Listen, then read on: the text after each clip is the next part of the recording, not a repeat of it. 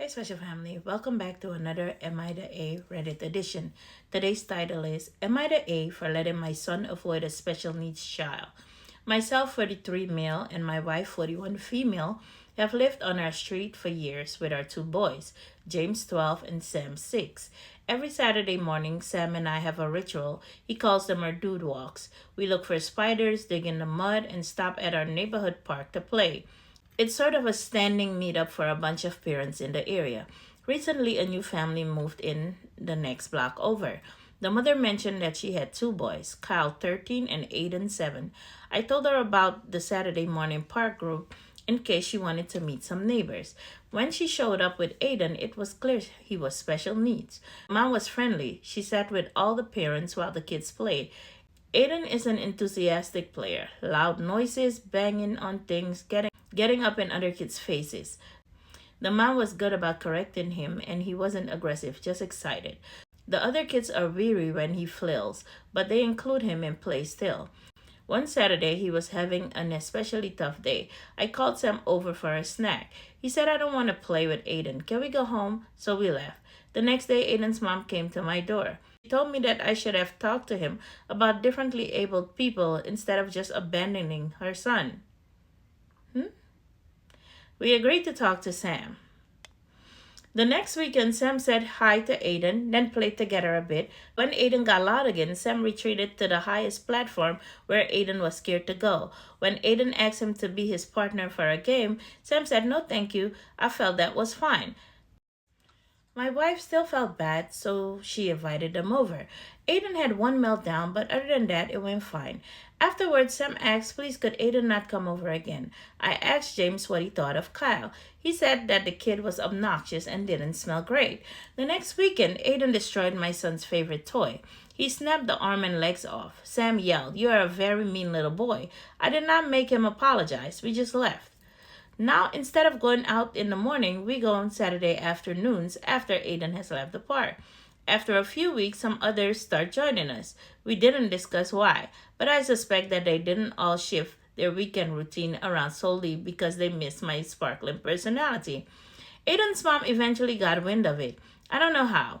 She wrote us a long, heartfelt letter. She felt I had not done enough to discourage Sam from ostracizing Aiden, and that my pull in the neighborhood was influencing others to avoid her son now too. Sam has tried his best. He's verbalized his need for boundaries from Aiden to us 3 times now. James has also been clear that he doesn't like the brother, Kyle. As long as both of my kids treat them with respect, I'm satisfied. I can't control what the other parents choose to do. We'll continue to be friendly and be good neighbors if they need a hand, but not play with them. Am I the A? No, you're not the A. If you as an adult don't like someone or you don't like the way someone is treating you, you stay away from them. It's the same thing for kids. If kids have boundaries, they make them known. We teach our kids to have boundaries. We can then go back and teach our kids that the boundaries are okay for some people and not for some. You need to respect your kid's boundary, whether the child has a disability or not. Everything was done in respect, and nobody was obnoxious or rude. But we have to respect their boundaries, and if our kids don't feel comfortable in a situation, we need to respect that too and remove them from that. So I do not think you're the A. But let's check the comment section. Okay, Helsabot says, not the A. Your job is to make sure your kid treats Aiden with respect, not to force him to be Aiden's friends. You did just fine. I agree. Normal Plastic said, so it's okay that the playgroup has noticeably shifted away from when Aiden is there. I just don't know how to fix it in a way that isn't unfair to someone. Well, if they don't like the person, so what do you want to do? Bad person says, don't force your kid to accept anyone who disrespects them. My mother did that when a cousin punched me and attacked me. I remember it until today, and I have problems with boundaries. I can't explain how much it affected my entire life. Please respect what your son wants. I agree. JJ Swin says, nah, it's a very difficult situation, but you're doing the right thing in prioritizing your child and their enjoyment of that time you shared together. You gave their friendship multiple chances to develop, but you can't expect a 6-year-old to have that much tolerance, and your 12-year-old is old enough to choose who he's friends with. You're You sound like a decent father, and it seems like you approach this in the right way. Normal Plastic says, I really appreciate that. I've been willing badly because the other parents have followed our lead, not with discussion or anything. I can only assume why. So I do get why the mom feels like everyone has abandoned them. Jason replied back to the original creator and says, I understand, and it must be hard for the mom. She's not a either, but you've done the right thing for your kids. I agree. Mr. Robert Spatula said, not the A. Special needs teacher here, paraprofessional.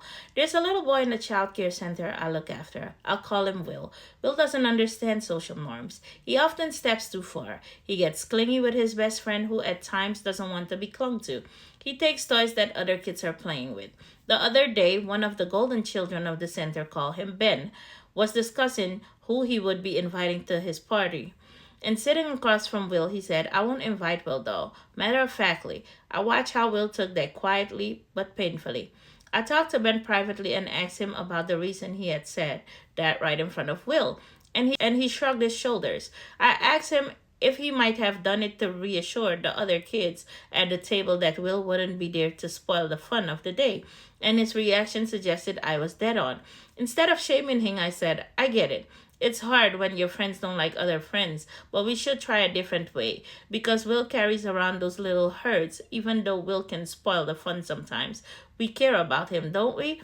What I'm getting at here is this. Nobody is perfect at navigating this stuff, you're right. It's tricky for you and tricky for Aiden's parents too, and tricky for the whole community. Aiden's mom can be 100% on top of him.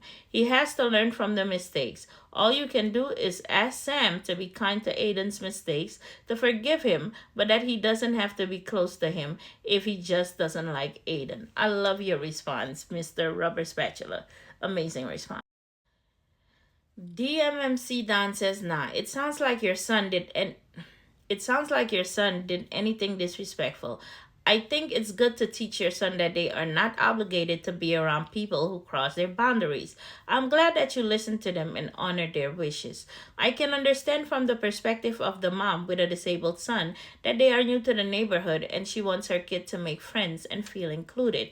She is in a difficult position and must advocate for her son, but also need to respect the wishes and decisions of the other neighborhood kids and parents.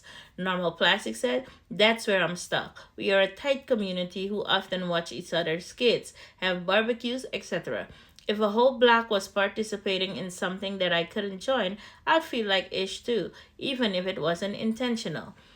And DNC says, I think neighborhood-wide events like barbecues are different than forced interaction between your kids and hers. Your kids can interact respectfully with her kids and other kids during the neighborhood events and not be stuck with them one-on-one for an extended period of time. Nicely put. So it boils down to, you didn't do anything wrong. Everything happened respectfully. We understand both parties, but we can't force our kids to be friends with people they don't want to be friends with. But we can show them to respect others no matter of the way they feel about them. See you in the next video. Bye.